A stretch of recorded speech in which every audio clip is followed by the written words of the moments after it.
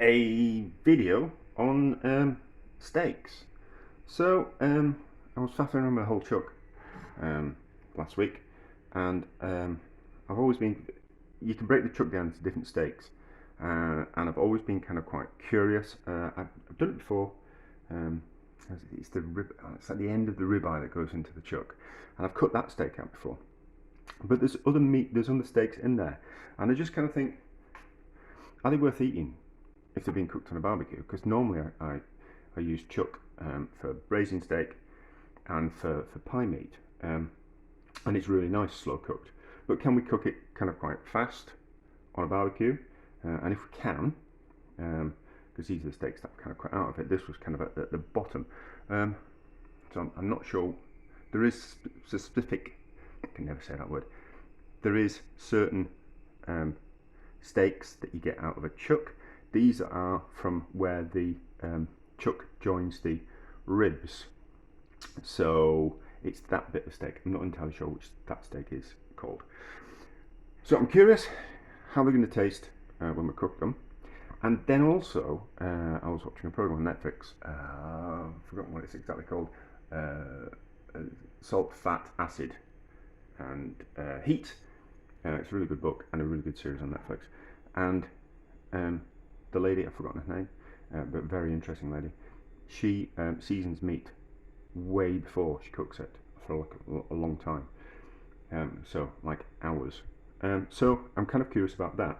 And then I'm also kind of curious that when you cook a steak, you lose moisture. And I'm kind of quite curious to know that actually is ratios of, if we season steaks beforehand, what kind of liquid kind of loss we lose. And if we pre-season a steak and then cook it, obviously we get the salty flavour going into the steak, but will we lose the same amount of liquid from that steak as if we hadn't? So we'll season the steak and some liquid will come out of it. It might draw a little bit of that moisture back in, but that moisture will come out. But is that the liquid that we will lose from cooking a steak anyway on the barbecue? So kind of like, of course it's going to get a better flavour into the steak, but the liquid that kind of comes out of it, is that the liquid that it would have been lost through the cooking process anyway? That's what I'm wanting to say. I'm going around the houses in it. So I'm going to cook two. I've got four. I might cook the other ones as well if I feel like it. But I'm sure this one weighs 180 grams. Yeah, like 181, and then this one weighs 195. Yeah, 195 grams. So we're going to season this one. I'm going to leave that one alone. I'm going to cook them. I'm going to have them out of the fridge now. So it's going to be like 5 or 6 hours before I cook these. So it's table salt. I prefer to use rock salt, but I haven't got anything to grind it with.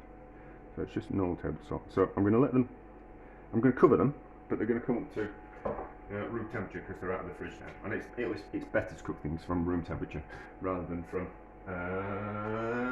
straight out of the fridge. I need something to cover these, so we'll use these shower caps that I use for proving bread. I'll wash them afterwards, so it's fine. But I just don't like the idea of. I suppose it probably would have been better in paper, but anyway, this is what we're using. So we'll let those come up to room temperature over the next few hours, and we'll see what kind of amount of liquid comes out of that one, and then we'll cook them and we'll see if there's a difference between seasoning before and seasoning after. Yeah, so is it like a 3-in-1 video?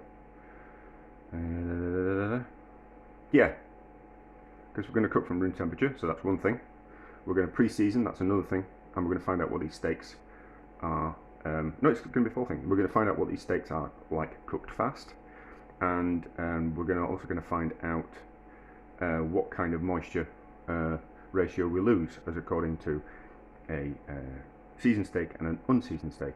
And the moisture that we lose, do we lose it anyway? Does it matter? Does the salt draw out any excess moisture rather than just cooking? The cooking process draws out moisture anyway. So it's like a 4-for-1 video. But anyway, so room temperature for a few hours, and then we'll fire up the barbecue and I'll cook them outside. It's a nice day. It's gonna rain tomorrow apparently. Thunderstorms tonight and all that kind of stuff. So it's best off that I do it today. I'll do it outside. Don't like really find things in the kitchen. It just makes the kitchen smell, and you have to wipe everything down. It's much nicer to do things like this out on the barbecue. But anyway, though, I'm waffling as always. This is this, and we're back when we're cooked.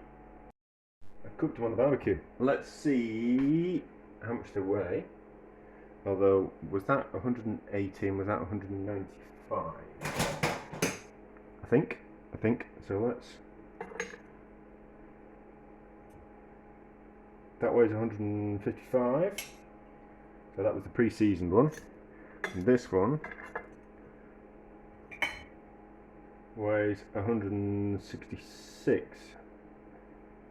So they've lost about the same amount each, haven't they? Roughly about the same amount each. I'll work it out. Let's just do a taste. And then I'll put all the proper stuff in the proper workings out in the in the description. So this is the pre-seasoned one.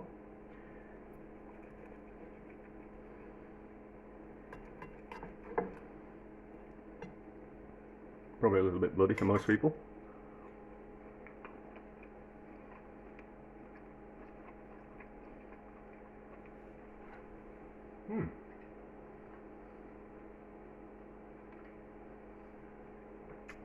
That's a lot tenderer than I thought it was going to be.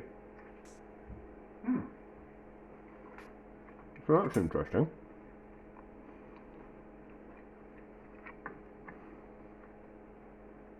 It's probably relatively tender, and then the longer you cook it, it toughens up. So like when it's well done, it toughens up, and then you need to cook it for longer to tenderise it again. So, but nicely seasoned all the way through. What's this one taste like?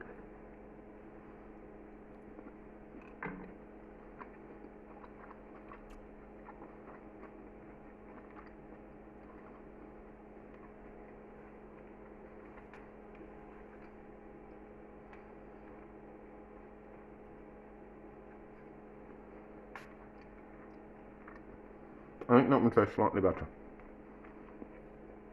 Both tender. You know, as tender as a sirloin would be.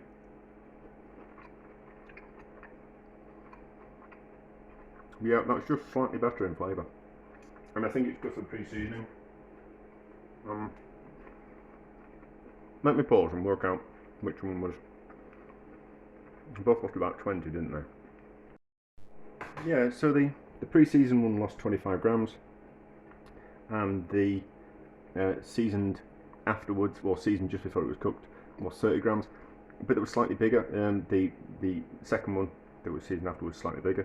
So I don't really think you're not going to kind of lose any excess amount of moisture by pre-seasoning them, and I kind of think pre-seasoning them slightly tastes better.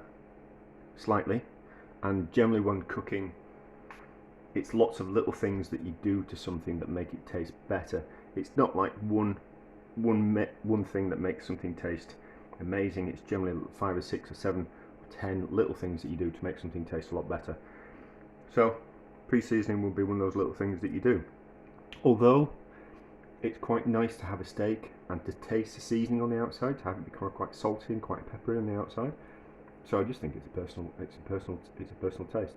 Although pepper changes its flavour when it's cooked, so I would recommend if you're going to put pepper on a steak, put it on afterwards. But anyway, interesting experiment all the same.